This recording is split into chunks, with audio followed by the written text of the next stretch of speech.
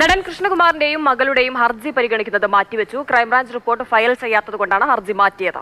ഈ മാസം 25-ന് ഹർജി വീണ്ടും പരിഗണിക്കും. അനന്തകൃഷ്ണൻ വിവരങ്ങളുമായിട്ട്. അനന്തൻ, എന്താണ് ക്രൈംബ്രാഞ്ച് റിപ്പോർട്ട് ഫയൽ ചെയ്യാൻ വൈകുന്നതാണോ? നിലവിൽ അന്വേഷണം എങ്ങനെ പോകുന്നു? ദിവിഷ്, നടൻ കൃഷ്ണകുമാറിന്റെ മകൾ ദിയ കൃഷ്ണയുടെ സ്ഥാപനത്തിലെ സാമ്പത്തിക ഇടപാടുമായി ബന്ധപ്പെട്ട കേസിലാണ് മുൻകൂർ ജാമ്യാപേക്ഷ നൽകിയത്.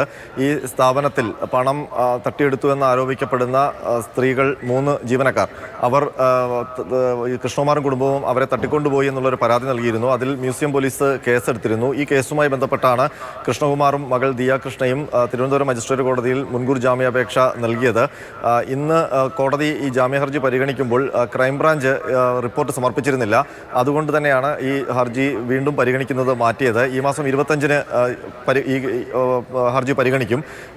ഈ സാമ്പത്തിക തട്ടിപ്പുമായി ബന്ധപ്പെട്ട 2 കേസുകളും, അതായത് പണം തട്ടിയെന്ന കേസും ഈ ജീവനക്കാരെ തട്ടിക്കൊണ്ടുപോയി എന്ന കേസും, ഈ 2 കേസും ഇപ്പോൾ സംസ്ഥാന ക്രൈംബ്രാഞ്ചാണ് അന്വേഷിക്കുന്നത്.